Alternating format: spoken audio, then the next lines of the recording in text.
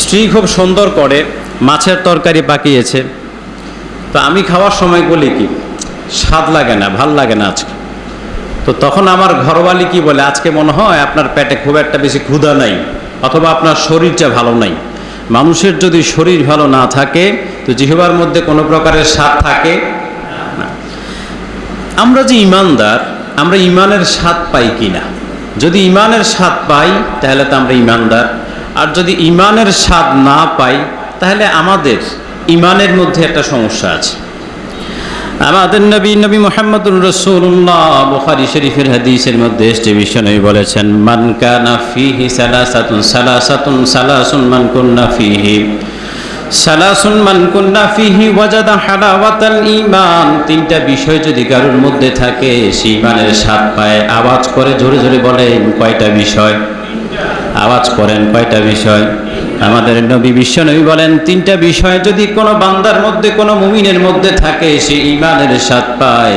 এই তিনটা বিষয় যদি না থাকে সে কোনোদিন ঈমানের স্বাদ পায় না। বিষয় কয়টা? কয়টা? এত আস্তে করছেন কেন? জোরে কোন, বিষয় কয়টা? আরো জোরে, কয়টা? এই তিনটা বিষয় দিয়ে আমি মাপবো। তিনটা বিষয় যদি আমার মধ্যে থাকে আমি ঈমানের স্বাদ পাবো, আর তিনটা বিষয় যদি আমার মধ্যে না থাকে আমি ঈমানের স্বাদ পাবো।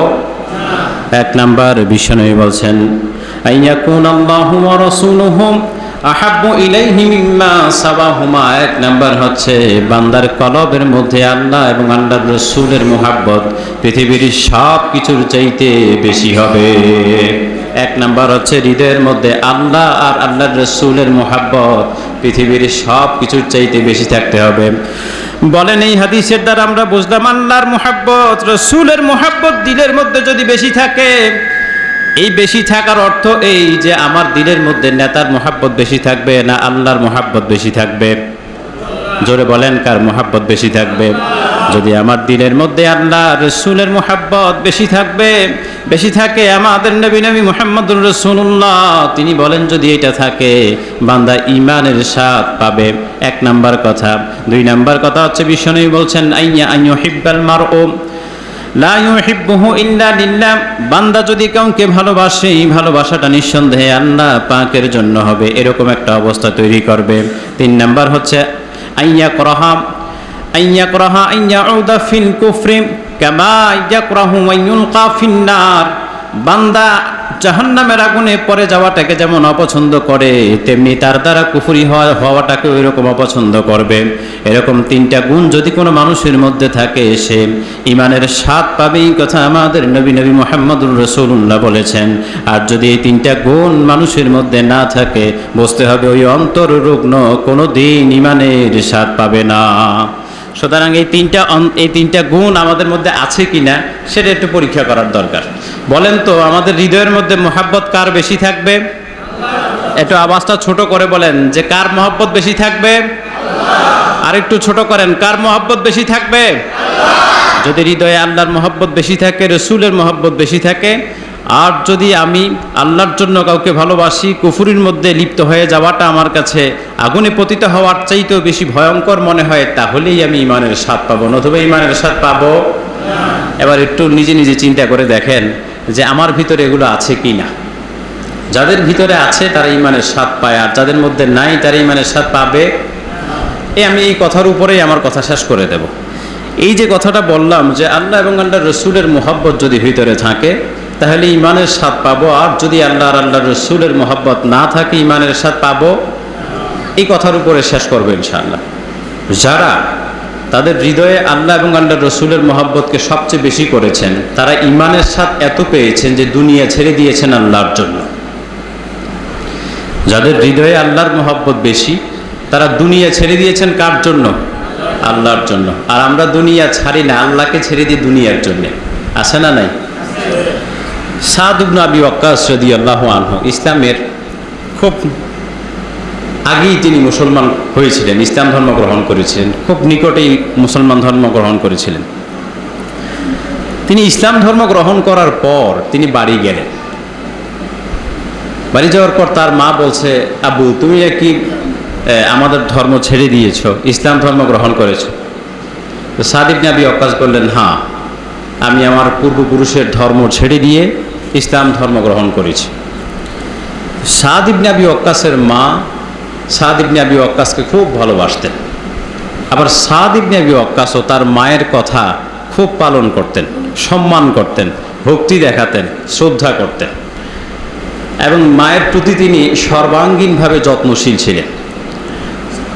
তো সাদ ইবনে আবি ওয়াক্কাসের মা বলছে, এটা কি কাজটা ঠিক হইল? তুমি কই মুহাম্মদ একজন দাওয়াত দিল, তুমি আমাদের বাপ দাদার ধর্ম সবটা ছেড়ে দিয়ে তুমি হঠাৎ করে এরকম মুসলমান হয়ে যাবা, এটা কি ঠিক হইল? তো সাদ ইবনে আবি ওয়াক্কাস বলেন, আমি বিশ্ব নবীর কাছে গিয়েছি, ইসলামের দিশা পেয়েছি। ইসলামের দিশা পাওয়ার পর পৃথিবীর সবচেয়ে বেশি শান্তি আমি দিলের মধ্যে অনুভব করেছি। আমি যেই ধর্ম গ্রহণ করেছি বুঝে শুনে গ্রহণ করেছি, আমি এই ধর্ম কোনোদিন ছাড়বো না, এই ধর্মের শান্তিতেই আমি মজে গেছি। সাদ ইবনে আবি ওয়াক্কাসের মা সাদ ইবনে আবি ওয়াক্কাসকে বলে ফেললেন, তুমি যদি এই ধর্ম না ছাড়ো আমি আজ থেকে কোনো কিছু খাবো না, না খেয়ে আমি মারা যাব। মা সন্তানকে বলছে, তুমি যদি ইসলাম না ছাড়ো আমি না খেয়ে মারা যাব। একটা ইমোশনাল ব্ল্যাকমেল করছে। তো সন্তান কি করবে? আগে মারে বাঁচাই, তারপরে ধর্ম বাঁচবে। এই তো হওয়ার কথা। কোনটা হওয়ার কথা?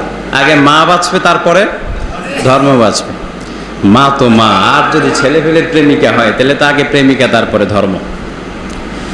সাদ ইবনে আবি ওয়াক্কাসকে সাদ ইবনে আবি ওয়াক্কাসের মা তিনি বললেন, তুমি যদি এই ধর্ম না ছেড়ে দাও আমি না খেয়ে মারা যাব। যতক্ষণ পর্যন্ত ইসলাম ধর্ম ছাড়বা না ততক্ষণ পর্যন্ত আমি এক ফোঁটা খাদ্য স্পর্শ করব না। সাদ ইবনে আবি ওয়াক্কাসের মা জেদ ধরে আছেন, 2 দিন পর্যন্ত তিনি কিছু খান না। সন্তানের সামনে দেখাচ্ছেন যে আমি কিছু খাবো না, আমি যদি কিছু না খাই আমার সন্তান এক সময় ধর্ম ছেড়ে দিবে। সাদ ইবনে আবি ওয়াক্কাস তার মাকে বললেন, মা লা আদাউ দীনি হাদা লিশাইইন, তুমি যা কিছু করো, কিন্তু আমি যেই ধর্ম পেয়েছি আমার হৃদয়ে আল্লাহর রাসূলের যেই মহব্বত আমি বুঝতে পেরেছি, অনুভব করেছি, তুমি না খেয়ে থাকলেও মা কোনো দিন আমি সেটা ছাড়তে পারবো না। সাদ ইবনে আবি ওয়াক্কাসের মা বলার, কি রে তুই আমার ভালোবাসিস না? বাসি তো, আমি না খেয়ে মারা যাচ্ছি, তুই ধর্ম ছাড়বি না? না ছাড়বো না। তো সাদ ইবনে আবি ওয়াক্কাসের মা আরও খাচ্ছে না। মহিলা মানুষ যখন নিয়ত করে যে খাবো না, ভালোই না খেয়ে থাকতে পারে। এটা আপনাদের ঘরে আছে কি না? আছে, কমন পড়ছে তাইলে। তো নিয়ত করছে যে খাবে না, তো খাবেই না। যে পর্যন্ত সাদ ইবনে আবি ওয়াক্কাস ইসলাম ধর্ম না ছাড়বে ততক্ষণ পর্যন্ত তিনি খাবেন না। ব্যাস, আরও 1 দিন 2 দিন তিনি না খেয়ে আছেন। সাদ ইবনে আবি ওয়াক্কাসকে বলছেন, আমার সন্তান দেখ আমি না খায় মরে যাওয়ার মতো অবস্থা, তুই ধর্মটা ছেড়ে দে, আমারও অন্তত বাঁচা। সাদ ইবনে আবি ওয়াক্কাস ওই দিন যেই কথাটুকুন বললেন সেই কথাটুকুন আমাদের সকলের হৃদয়ে রেখাপাত করবার মতো। সাদ ইবনে আবি ওয়াক্কাস বললেন, লাউ কানাত লাকি মিআতু নাফসিন ফাখারাজাত নাফসা মা তারাকতু হাদা লিশাইইন। সাদ ইবনে আবি ওয়াক্কাস তার মায়ের কাছে বললেন, মা তোমার তো জীবন হচ্ছে একটা, তোমার যদি 100 জীবন থাকতো আর একটার পর একটা জীবন আমার সামনে বের হয়ে যেত শুধু এই কারণে যে আমি দিন ছেড়ে দেব, আমি সাদ ইবনে আবি ওয়াক্কাস দিন ছাড়তাম না, তোমার জান বের হয়ে যেতে দিতাম, তবু দিন ছাড়বো না। তা আপনারা বলতে পারেন, মা মারা যাবে দিন ছাড়বে না কেন? আরে মাকে ভালোবাসার জন্য আদেশ করেছেন আল্লাহ।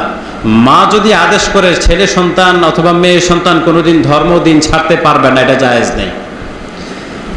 কোনো মা যদি বলে যে তুমি দিন ছেড়ে দাও, ইসলাম ছেড়ে দাও, মায়ের কথা শুনবো না আল্লাহর কথা শুনবো?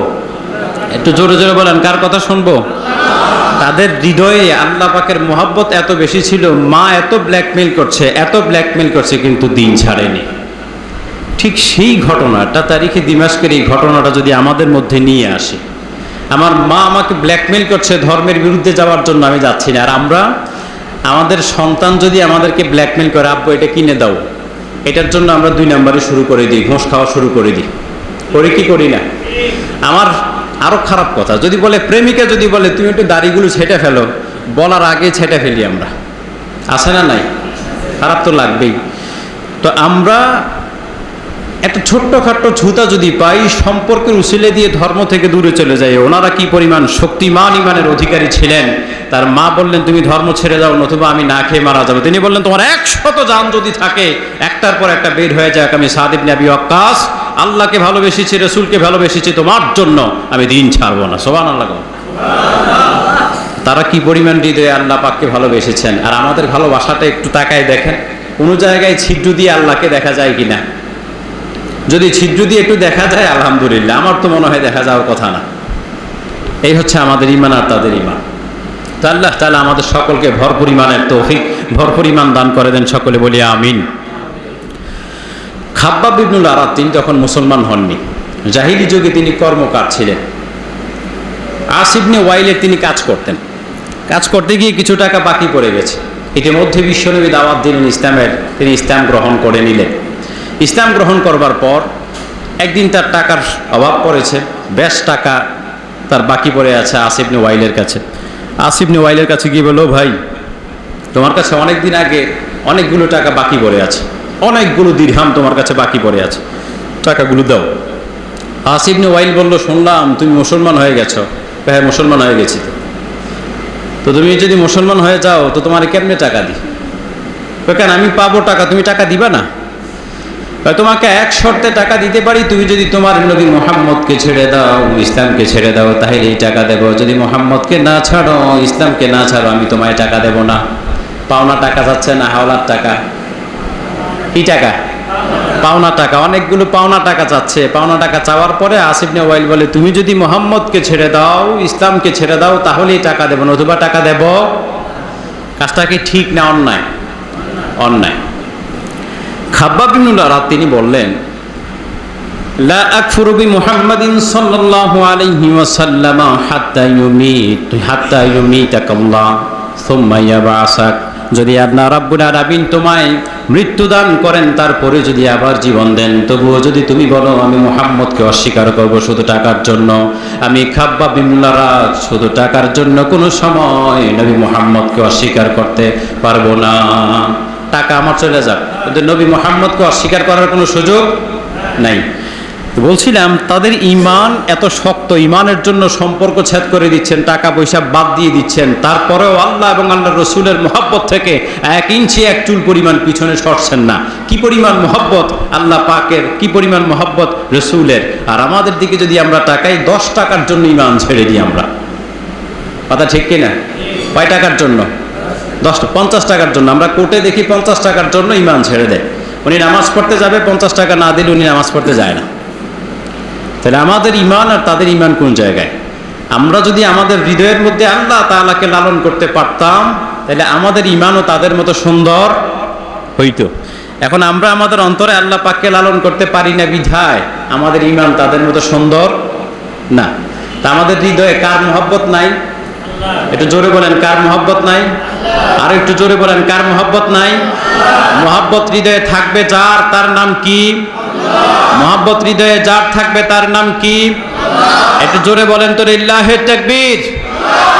আর একটু জোরে বলেন, লিল্লাহে তাকবীর।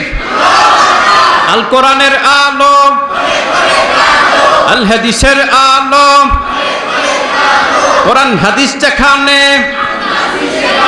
আল্লাহ রাসূল যেখানে,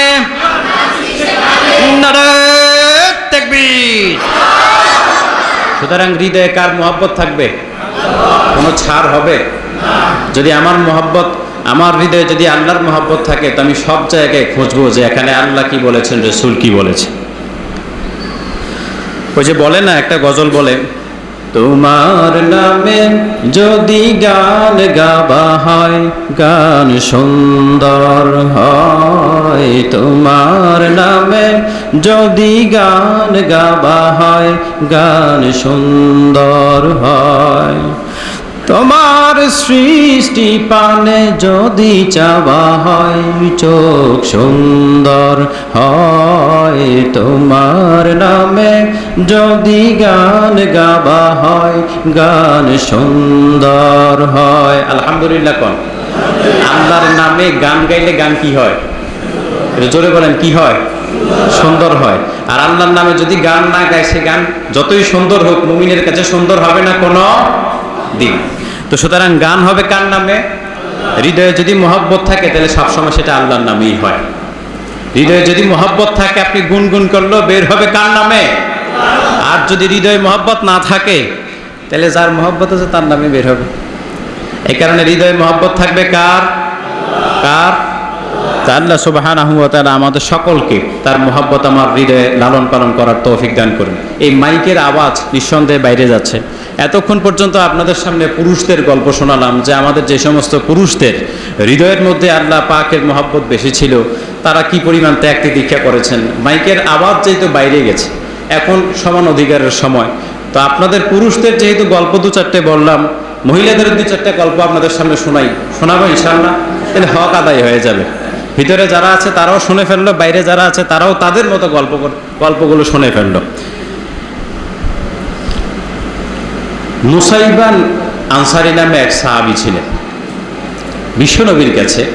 তিনি বায়াতের যে দ্বিতীয় বায়াতটা হয়, দ্বিতীয় আকবা হয়, সেই সময় তিনি মুসলমান হন। মুসলমান হওয়ার পরে তিনি তার স্বামী, সন্তান এদেরকে পর্যাপ্ত পরিমাণ ট্রেনিং দিয়ে, পর্যাপ্ত পরিমাণ জোর করে এদেরকে ইসলামের দীক্ষায় দীক্ষিত করেন। নুসাইবা আনসারী উহুদের যুদ্ধে আমাদের নবী মুহাম্মদুর রাসূলুল্লাহ সাল্লাল্লাহু আলাইহি ওয়াসাল্লাম যখন ময়দানে আছেন, তখন একদিন দিনের প্রথম অংশে তিনি পানি নিয়ে বের হয়েছেন, যারা যুদ্ধ করছেন তাদেরকে পানি দেওয়ার জন্য। নুসাইবা আনসারী তিনি বলছেন যে আমি পানি নিয়ে যাচ্ছি, সামনে যাকে পাচ্ছি তাকে পানি খাওয়াচ্ছি। এক সময় যেতে যেতে দেখলাম আমাদের নবী মুহাম্মদুর রাসূলুল্লাহ সাল্লাল্লাহু আলাইহি ওয়াসাল্লাম এক জায়গায় বসে আছে, উহুদের যুদ্ধ চলমান। তখন অবস্থাটা এমন ছিল যে মুসলমানরা জিতবে, মুসলমানরা জয়লাভ করবে, এমন একটা সম্ভাবনা ছিল তখন। তা আমি ওই আশপাশেই ছিলাম। হঠাৎ করে অবস্থা পরিবর্তন হয়ে গেল। চতুর্দিক থেকে কাফের সৈন্যরা আক্রমণ করা শুরু করলো, মুসলমানরা পরাজিত হবে এমন একটা ভাব চলে আসছে। যখন মুসলমানদের উপরে আক্রমণ করা শুরু করলো, মুসলিম সৈন্যরা দিক বিদিক হারিয়ে এখান থেকে সেখানে নানা প্রান্তরে দৌড়ে বেড়াচ্ছিল, ছুটে বেড়াচ্ছিল। আমাদের নবীর নিরাপত্তার দায়িত্বে যারা ছিলেন সেই সমস্ত সাহাবাই কেরামও তখন দিক বিদিক ছুটাছুটি করছিলেন। ফলে আমাদের নবীর নিরাপত্তা যে বুহটা ছিল, চতুর্দিক থেকে বিশ্বনবীকে নিরাপত্তা দেওয়ার জন্যে যে সমস্ত সাহাবাই কেরাম তাকে বেষ্টন করে রেখেছিলেন, সেই নিরাপত্তা বুহটা দুর্বল হয়ে যায়। আর এই সুযোগটা কাফেররা নেয়। নুসাইবা আনসারী বলেন, আমি তখন দেখলাম বিশ্বনবীকে যারা বেষ্টন করে রেখেছিলেন তারা দিক বিদিক দৌড়াচ্ছেন, আর কাফের সৈন্যরা সেই সময়টাকে নিয়ে নিচ্ছেন, বিশ্বনবীর উপরে আক্রমণ করার জন্য দৌড়াচ্ছেন। তাকায় দেখলাম বিশ্বনবীর আশপাশে 10-12 জন সাহাবা আছেন যারা বিশ্বনবীকে নিরাপত্তা দেওয়ার জন্য আছেন। সেখানে আমি ছিলাম, আমার 2টা সন্তান ছিল, আমার স্বামী ছিল, মোট 4 জন আমরা, আর 8-10 জন অন্যান্য সাহাবী। চতুর্দিক থেকে নানা প্রকার আক্রমণ আসছিল, তীরের আক্রমণ আসছিল, তরবারির আক্রমণ আসছিল। আমার কাছে ঢাল ছিল না, কোনো কিছুই ছিল না। আমার মাথার মধ্যে তখন আমার বিশ্বনবী তিনি অরক্ষিত হয়ে পড়েছেন। আমি আমার সন্তানদেরকে বললাম, স্বামীকে বললাম, বিশ্বনবীর নিরাপত্তার জন্য যা কিছু করার প্রয়োজন তোমরা সব কিছু করো, জীবন দেওয়ার দরকার হলে জীবন দাও, তো বিশ্বনবীর নিরাপত্তা নিয়ে যেন কোনো অনিরাপত্তা তৈরি না হয়। ও ভাই, মা তার সন্তানকে বলছে বিশ্বনবীর নিরাপত্তার জন্য জীবন দেওয়ার দরকার হলে জীবন দাও, স্বামীকে বলছে বিশ্বনবীর নিরাপত্তার জন্য জীবন দেওয়ার দরকার হলে জীবন দাও। আমরা কি বলতাম? সন্তান মারা যাবে এই অবস্থার মধ্যে আমরা বলতাম তাড়াতাড়ি পলা, এনে থাকলে পরে তুই মরে যেতে পারিস, তুই কি কর, পলা। স্বামীকে বলতাম, ওগো তোমার এই সমস্ত ভেজালে যাওয়ার দরকার নাই, তুমি আল্লাহর রাস্তে বাড়িতে এসে খাইয়ে দিয়ে একটু ঘুমাও। আমরা তো এটা বলতাম না। নুসাইবা আনসারী তিনি তার সন্তানকে বললেন, বিশ্বনবীর নিরাপত্তার জন্য যদি তোমার জীবন দিতে হয় তুমি জীবন দিয়ে যাও। স্বামীকে বললেন, বিশ্বনবীর নিরাপত্তার জন্য যদি তোমার জীবন দিতে হয় তুমি জীবন দিয়ে যাও, তবে বিশ্বনবীর নিরাপত্তায় যেন কোনো বিঘ্নতা সৃষ্টি না হয়। নুসাইবা আনসারী তিনিও বিশ্বনবীর নিরাপত্তায় লেগে গেলেন। চতুর্দিক থেকে ঘোরসাওয়ার রয়েছে, বিশ্বনবীর উপর আক্রমণ করছেন। তারা বিশ্বনবীর গায়ের উপর পরে সব আক্রমণগুলো ঠেকাচ্ছেন। নুসাইবা আনসারী ওই জায়গার মধ্যে ছিলেন। প্রায় 13টা আঘাত তার শরীরের মধ্যে লেগেছে, তার সন্তানের উপরে আঘাত লেগেছে, তবুও বিশ্বনবীর শরীরের মধ্যে আঘাত লাগতে দেন নাই। বিশ্বনবী নুসাইবা আনসারীর এই বীরত্ব দেখে আল্লাহ পাকের কাছে দোয়া করলেন, আল্লাহ তাআলা নুসাইবা আনসারীর খানদানকে, বংশকে তুমি দয়ায় ভরপুর করে দাও, মঙ্গলে ভরপুর করে দাও। নুসাইবা আনসারী এই দোয়াটুকুন শুনলেন।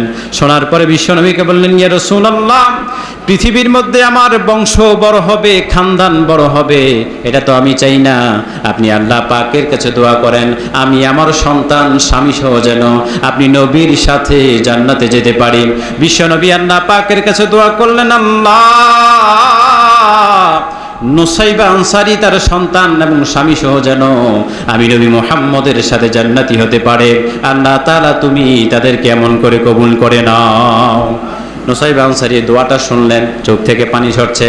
আপনাদেরকে জিজ্ঞেস করতে চাই, হৃদয়ের মধ্যে আল্লাহর মুহাব্বত, রসুলের মুহাব্বত, সন্তানকে উৎসর্গ করে দিচ্ছেন, স্বামীকে উৎসর্গ করে দিচ্ছেন, কিছুই মনে করছেন না। কার জন্য? কার জন্য? বিশ্বনবী দোয়া করলেন পৃথিবীর মধ্যে বংশ বড় হোক। বিশ্বনবীর দোয়া শুনে নুসাইবা আনসারী বললেন, পৃথিবীর কিছু চাই না, আমরা যেন জান্নাতে আপনার সঙ্গে যেতে পারি সেই দোয়া করেন। দুনিয়ার মহব্বত ভিতরে না, আখিরাতের মহব্বত ভিতরে। আমাদের মায়েরা যদি সন্তানদেরকে আখিরাতমুখী করে, আমাদের মায়েদের গর্ভ থেকেও এমন এমন সন্তান তৈরি হবে যারা ইসলামের জন্য মর্জে মুজাহিদ হিসেবে সমাজের মধ্যে কাজ করবে। আর যদি এরকম ত্যাগ তিতিক্ষাওয়ালা সন্তান তৈরি করতে পারে, আমার বিশ্বাস বাংলাদেশের মধ্যে খুব অল্প সময়ের মধ্যে কোরআনের রাজত্ব সৃষ্টি হয়ে যাবে। আর যদি এমন সন্তান না হয়, আমাদের মতো হাজার হাজার পুরুষ মুসলমান থাকবে, তাহলে কিছু হবে।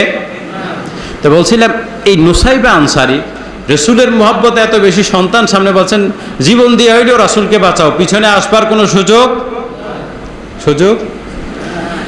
আমাদের নবী মুহাম্মদ রাসূলুল্লাহ জীবিত আছেন, ইসলাম চতুর্দিকে ছড়ছে। এই দেখে মুসাইলামাতুল কাজ্জাব নামে এক লোক, সে বলছে আরে এ তো দেখি নবী দিয়ে চতুর্দিকে ক্ষমতা টমতা ছড়াচ্ছে, ভালোই, আমিও নবী দাবি করি। সেও নবী দাবি করছে। নবী দাবি করে তার গোত্রের লোকদেরকে বলছে, শোনো, এই যে মোহাম্মদও বলছে মদ, এরপরে জুয়া টুয়া এগুলো খাওয়া যাবে না, আর আমিও নবী, মুসাইলামাতুল কাজ্জাব, আমার নাম মুসাইলাম, আমি তোমাদেরকে বলছি আমিও নবী, তোমরা মদ টদ খাও, কোনো সমস্যা নেই, জান্নাতের গ্যারান্টি আমার। আমাদের নবী বলছেন মদ টদ খাওয়া যাবে না, আর ওই ভণ্ড নবী কি বলছেন, মদ টদ খাও, নাচ গান করো, কোনো সমস্যা নাই, জান্নাতের গ্যারান্টি কার? আমার। বলেন, এই ভণ্ড নবী জান্নাতের গ্যারান্টি দিলেই কি জান্নাত আল্লাহ দিয়ে দিবেন?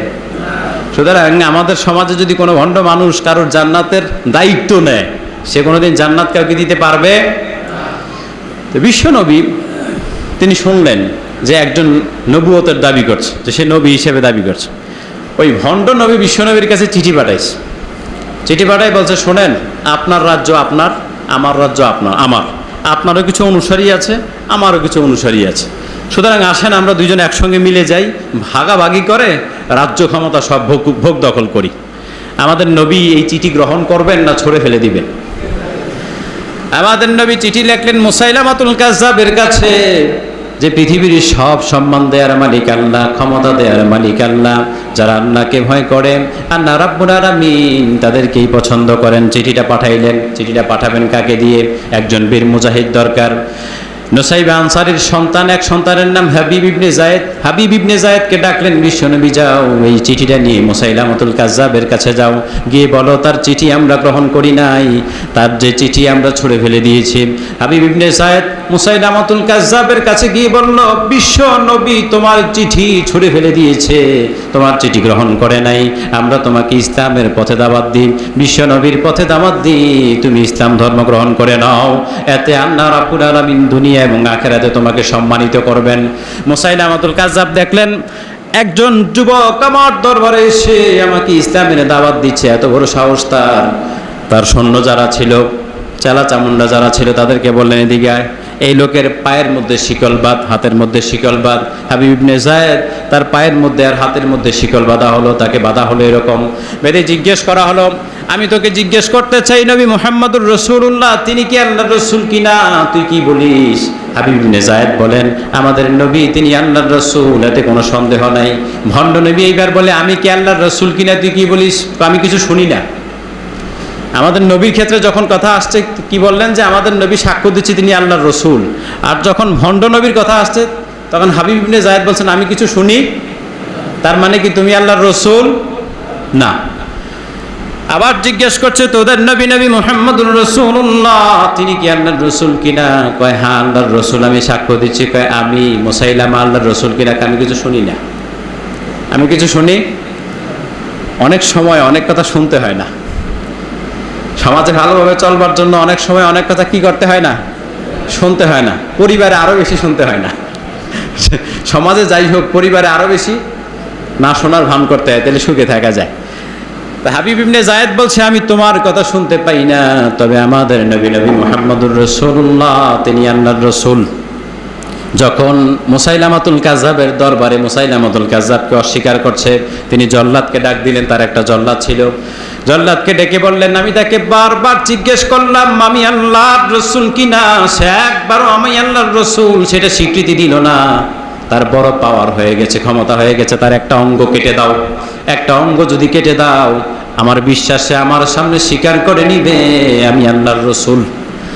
জল্লাদ আসলেন, একটা অঙ্গ কেটে দিলেন। কেটে দেওয়ার পর মুসাইলামাতুল কাযযাব আবার জিজ্ঞেস করে, এইবার বল আমি মুসাইলামাতুল কাযযাব আল্লাহর রাসূল কিনা। এক অঙ্গ কেটে ফেলেছে, রক্ত ঝরছে। এই রক্ত ঝরা অবস্থায় হাবিব ইবনে যায়েদ বলছেন, না না, তুমি আল্লাহর রাসূল না, বরং আল্লাহর রাসূল হলেন আমাদের নবী মুহাম্মদুর রাসূলুল্লাহ। মুসাইলামাতুল কাযযাব জল্লাদকে আবার ডাক দেয়, এক অঙ্গ কাটার পরেও তার শিক্ষা হয় নাই, আরেকটা অঙ্গ কেটে ফেল। সে আরেকটা অঙ্গ কেটে ফেলেছে, দুই জায়গা থেকে রক্ত ঝরছে। মুসাইলামাতুল কাযযাব আবার বলছে, এইবার বল তোর নবী আল্লাহর রাসূল না আমি আল্লাহর রাসূল। হাবিব ইবনে যায়েদ বলেন, তুমি যতবার আমায় আঘাত করবা, যতবার আঘাত করবা, আঘাতের কারণে কোনো পরিবর্তন হবে না। আমি বলেছি, সাক্ষ্য দিচ্ছি, তুমি আল্লাহর রাসূল নও, আল্লাহর রাসূল হলেন আমাদের নবী মুহাম্মদুর রাসূলুল্লাহ। মুসাইলামাতুল কাযযাব আরো খেপে গেলেন। খেপে তিনি জল্লাদকে বললেন, আরেকটা অঙ্গ কাট। এরকম করে কাটতে কাটতে শরীরের অর্ধেক কেটে ফেললেন। একটা মানুষের শরীরের অর্ধেক কেটে ফেললে মানুষটা বেঁচে থাকে না। অর্ধেক কেটে ফেলার কারণে তার শরীর থেকে প্রাণবায়ু বের হয়ে যায়, শাহাদাত বরণ করেন। শাহাদাত বরণ যখন করেন, তখনও তিনি বলছিলেন, আমি সাক্ষ্য দিচ্ছি তুমি আল্লাহর রাসূল নও, বরং আমাদের রাসূল নবী মুহাম্মদুর রাসূলুল্লাহ। শাহাদাত বরণ করার সময়ও তিনি আওয়াজ নিচু করেন নাই। আমাদের নবী মুহাম্মদুর রাসূলুল্লাহ আওয়াজ করেই মারা গেছেন। তার শাহাদাতের সংবাদ তার মা নুসাইবা আনসারীর কাছে গিয়েছে। মা শাহাদাতের সংবাদ শুনেছেন, কি সন্তানকে এরকম কেটে কেটে কেটে কেটে শাহাদাত করা হয়েছে। তো মার মনে কষ্টটা কতটুকু লাগবে? এতটুকু না বিশাল বড়? বিশাল বড় না? মার কথাটা শোনেন। নুসাইবা আনসারী বলছেন, আলহামদুলিল্লাহ, আল্লাহ পাকের শুকরিয়া, এই জন্যই আল্লাহর পথে আমার সন্তানগুলো শহীদ হবে, শাহাদাতের মর্যাদা লাভ করবে। এই জন্যই এই তরবিয়ত দিয়ে আমি আমার সন্তানগুলোকে বড় করেছি।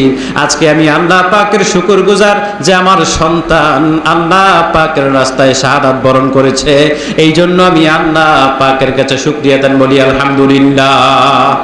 কেমন মা যে সন্তান আল্লাহর রাস্তায় শহীদ হচ্ছে, তিনি তো কান্না করবেন না? তিনি কোনো কান্না করছেন না, বরং আল্লাহ পাকের কাছে শুকরিয়া যে আল্লাহ, এই জন্যই আমার সন্তানকে রেডি করেছি, তোমার রাস্তায় শাহাদাত বরণ করবে, ছাড় হবে না। আমাদের মায়েরা যারা শুনছেন, আমরা কি এমন কিনা? আল্লাহর রাস্তায় ছাড় তো পরের কথা, সন্তানকে সকালবেলা ফজরের নামাজে মসজিদে পাঠাবে, এই সাহসটুকু পর্যন্ত আমাদের মায়েদের নেই। যদি সকালবেলা ফজরের নামাজ পড়ার জন্য ব্যাট দিয়ে পিটায়, কোন সন্তান বাড়িতে শুয়ে থাকে? আপনার সন্তান নামাজ পড়ে না, খাবার দেয়া বন্ধ করে দেন। আপনার সন্তান নামাজ পড়ে না, তাকে কাপড় টাপড় কিনা বন্ধ করে দেন, এমনিতে নামাজ পড়বে। বেপর্দায় চলে, মোবাইল ব্যবহার করে, অযথা মানুষের সঙ্গে কথাবার্তা বলে, তাকে শাস্তি দেন। যদি মারা শাস্তি দেওয়া শুরু করে না, তো সন্তান ঠিক হয়ে যাবে। সন্তান ঠিক হয়ে গেলে সমাজ ঠিক হয়ে যাবে। হবে কি না? ঠিক হবে কি না? আমাদের মারা আগে ছিলেন কেমন আর আমাদের মারা এখন কেমন? আমি মাইকে কথাবার্তা বলছি, আমার মায়েরা নিশ্চয়ই শুনছেন। আমার বিশ্বাস আজকে রাত যাপন করবার পরে ফজরের সময় যে মা আল্লাহকে ভালোবাসেন, যে মা রাসূলকে ভালোবাসেন, তিনি তার সন্তানকে বিছানা থেকে ইনশাআল্লাহ তুলে দিবেন, যা তুই ফজরের নামাজ পড়ে আয়, ঘুমানোর সুযোগ নাই। 10টা পর্যন্ত ঘুমাবি মানে তুই মুসলমানের সন্তান না। 9টা পর্যন্ত শুয়ে থাকবি মানে তুই আমার সন্তান না। 7টা পর্যন্ত শুয়ে থাকবি কেন? আল্লাহু আকবার আওয়াজ হয়েছে, ওঠ মসজিদে যা। শুয়ে থাকবার কোনো সুযোগ নেই। আমি বিশ্বাস করি মারা যেমন বলবেন, বাপরা এরকম বলতে হবে। যদি আমরা আল্লাহ এবং আল্লাহ রসুলকে ভালোবেসে থাকি, ইনশাআল্লাহ আমরা এগুলো বলবো, কাউকে ছেড়ে দেব। এক সাহাবীর নাম ছিল হযরত খানসা রাদিয়াল্লাহু আনহা, তিনিও মহিলা। বলা হয় তার মতো এত প্রতিভাবান মহিলা কবি আর ছিল না। তার অবস্থা ছিল এমন, তার ভাই জাহিলি যুগে মুআবিয়া এবং সাখার 2 ভাই ছিল। 2 ভাই মারা যাওয়ার পরে তিনি সব সময় কান্নাকাটি করতেন। সব সময় কান্নাকাটি করতেন। কান্নাকাটির ধরনও কিন্তু ভিন্ন ছিল। ওরে আমার ভাই রে, সকালবেলা এরকম কান্নাকাটি করতো না আগে, এরকম ওরে আমার ভাই রে তুই কোথায় গেলি রে, এরকম করে সারাদিন কান্নাকাটি করতেন, সারাদিন কান্নাকাটি করতেন। বলা হয়ে থাকে ভাইয়ের শোকে শোকে শোকে শোকে তিনি বিশাল বড় কবিতা লিখে ফেললেন এবং কবিতার এক স্তূপ হয়ে গেল তার। 629 খ্রিস্টাব্দে তিনি ইসলাম ধর্ম গ্রহণ করলেন। ইসলাম ধর্ম গ্রহণ করার পর আল্লাহ এবং আল্লাহ রসুলের ভালোবাসা তার অন্তরে আসছে। কাদেসিয়ার যুদ্ধে এবং পারস্যের যুদ্ধে তিনি গেলেন, বিশাল যুদ্ধ, তুমুল যুদ্ধ। সন্তান 4 সন্তানকে সামনে নিয়ে আসছে। এই মহিলা 2 ভাইয়ের শোকে 6-7 বছর শুধু কেঁদেছে। ইসলাম গ্রহণ করার পরে এই মহিলা কাদেসিয়ার যুদ্ধের সময় 4 সন্তানকে সামনে দাঁড়িয়ে ভাষণ দিচ্ছে। ভাষণটা কি শোনেন, তোমরা আমার সন্তান, আমি একজন মহিলা, আমার মধ্যে কোনো কলঙ্ক নাই, আমি তোমার বাবার সঙ্গে বিশ্বাসঘাতকতা করি নাই, তোমার মামার সাথে বিশ্বাসঘাতকতা করি নাই, আমার কারণে তোমার বংশের মধ্যে কোনো কলঙ্ক আসে নাই, আমি চেষ্টা করেছি সবার যে হক সেটা আদায় করবার জন্য।